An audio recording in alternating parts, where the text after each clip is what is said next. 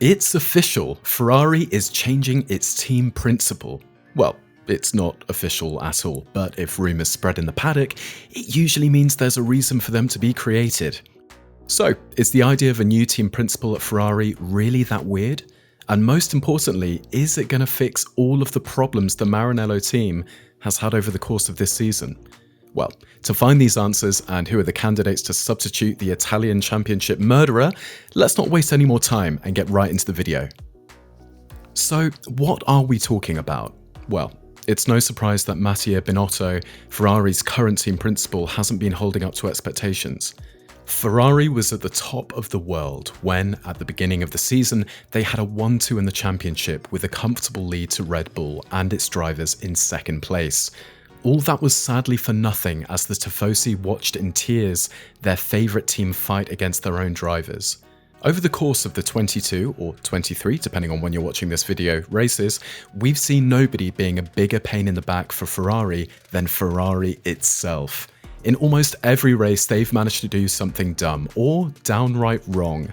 From putting dry tyres in the wet and wet tyres in the dry, to trying to cook their drivers alive multiple times, it's safe to say we've seen all possible options, even though the team never disappoints when it comes to auto-sabotaging. But is it fair to put all blame on the current team principal? Well, even though I'd like to say it isn't his fault, it completely is. We've already made a video about that, so make sure to check that out after this one.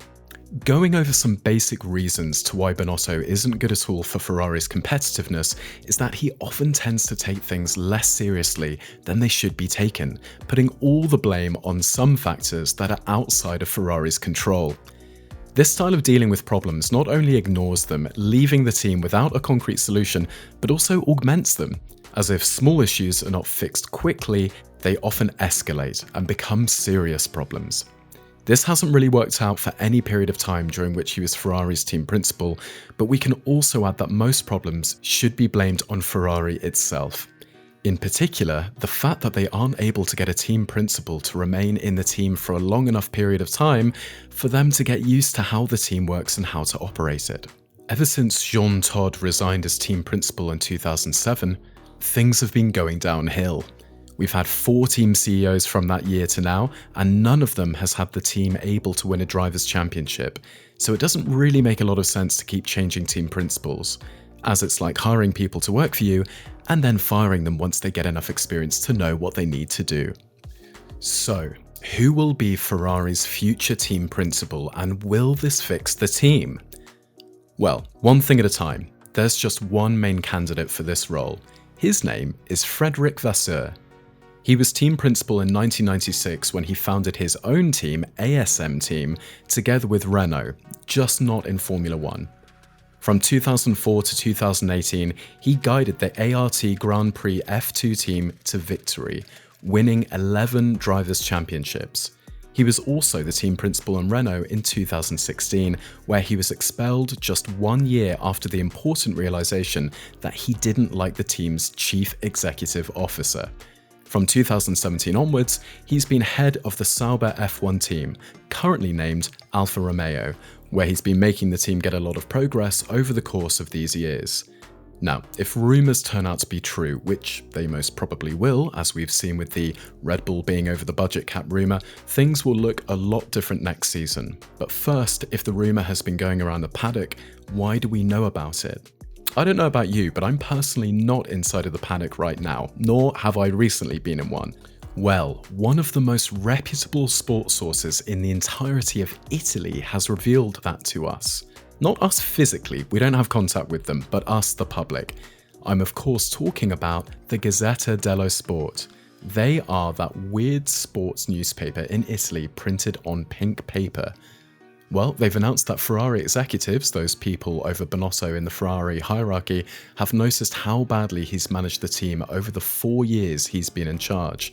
So they probably decided that it's best to shake things up a bit. Binotto's relationship with Leclerc hasn't been helping either. The two seem not to have been getting along as they should be.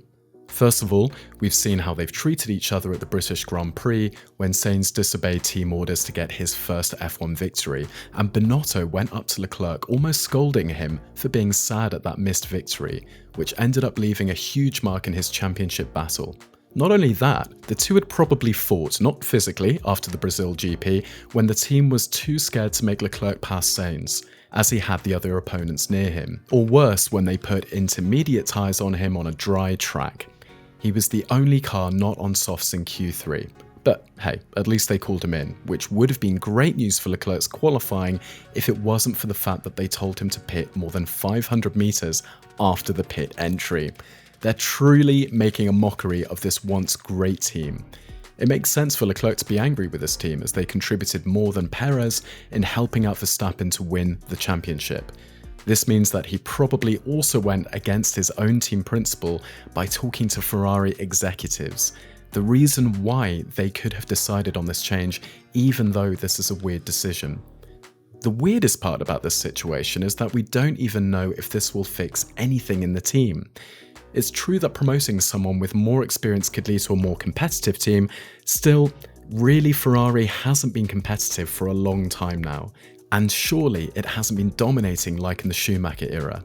And if that was true that Leclerc talked to the executives to fire Binotto, it also raises a problem with the team since now the drivers themselves are more prone to talk directly to the important people instead of resolving issues in the team directly, which could lead to a fractured team, which could lead to competitiveness gone, and back we're at it again. But as we said at the beginning of the video, this isn't official news. In fact, it's the complete opposite. On Ferrari's Twitter account, a tweet was posted explaining the situation and how the team principle won't change. Translating from Italian, it said that, in response to some speculations appeared in different newspapers relative to Scuderia's Ferrari's team principal, Mattia Binotto's position, Ferrari informs you that those articles are totally groundless. But honestly, can we really trust Ferrari, or are they just saying this to reassure Mattia Binotto he will not lose his position? At the end of the day, it's not the first time teams have lied. Look at Red Bull when the budget cap news came out. They immediately denied everything the journalists said, even though most of those things turned out to be true. Furthermore, Ferrari would be at risk of seeming like a really bad team for sponsors with their particular choices of these last years. So it would be a big problem to also lose partners, together with having to pretty much reform the team around the new way the substitute team principal will organise the management. But will the team get better under Vasseur's management? Probably. He's obviously not only really experienced, but also an amazing talent finder. In his years in Formula 2, he worked and won championships with great F1 drivers like Lewis Hamilton, Nico Rosberg, Nico Hülkenberg, Valtteri Bottas, Esteban Ocon, and most importantly, Charles Leclerc, not because he's the best driver among those, but because this means he has a relationship with him. In fact, when in 2018 Leclerc made his debut for Sauber, the team was under Vasseur's management and the two seemed to get along really well together. Who knows if this relationship will be able to survive future Ferrari bad strategy calls. So, what do you think? Will Vasseur be promoted to Ferrari's team principal? Is a civil war going to explode in the team garage during race weekends if that happens? Let us know with a comment below, and don't forget to subscribe because at 10,000 subscribers, we are going to try to become Ferrari's team principal to make sure it gets competitive once again. No, not really, but you should subscribe anyways.